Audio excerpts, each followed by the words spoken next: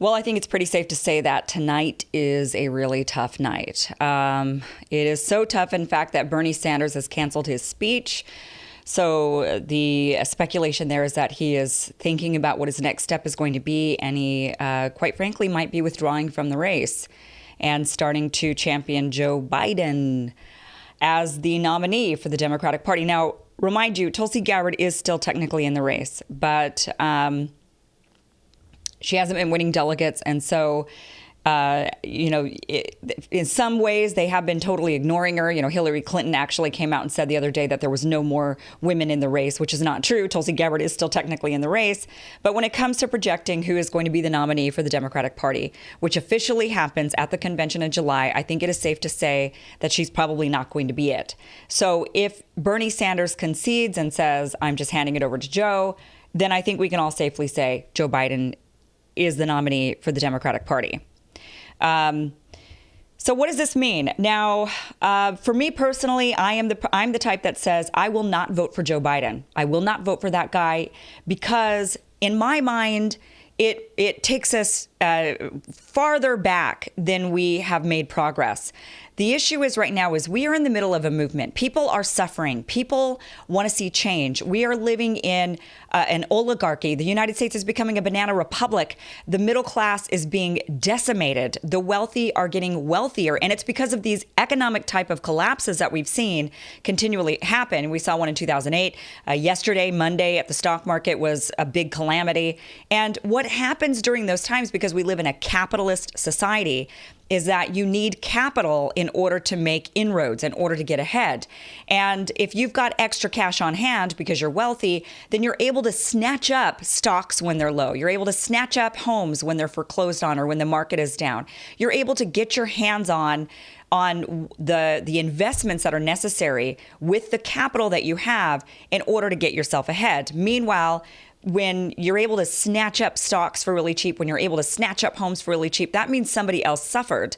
And that's usually the middle class. This is how the rich keep getting richer and the middle class and the poor keep getting poorer, is because only the people who have extra cash on hand or extra investment opportunities on hand are able to get ahead in a full-on capitalist system like what we have right now. So, trying to remember exactly what my point was with that. Where was I going with that?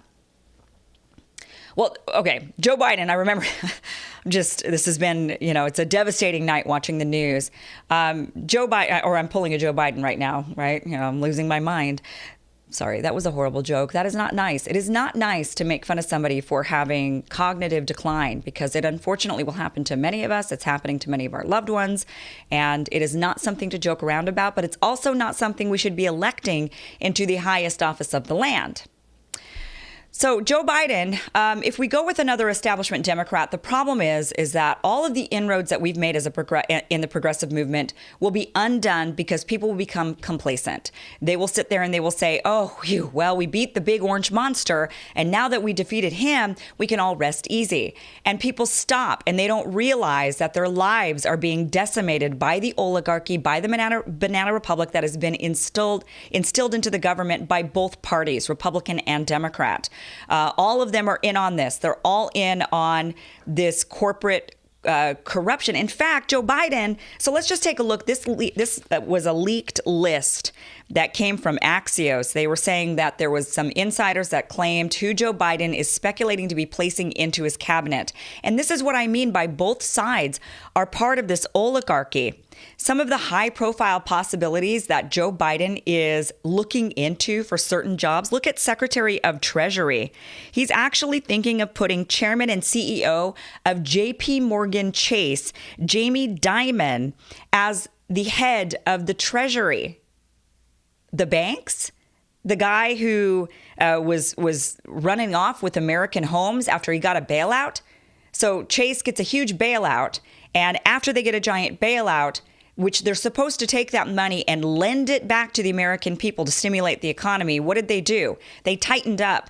They said, no, not only are we going to take the bailout money, but we're also going to take their homes and we're going to resell the homes and we're going to rip them away from the American people. And we're not going to be lending the money back to the American people because, we made the mistake there. We don't want to re-lend to them. Look what they did to us, even though they were the ones who did it to them.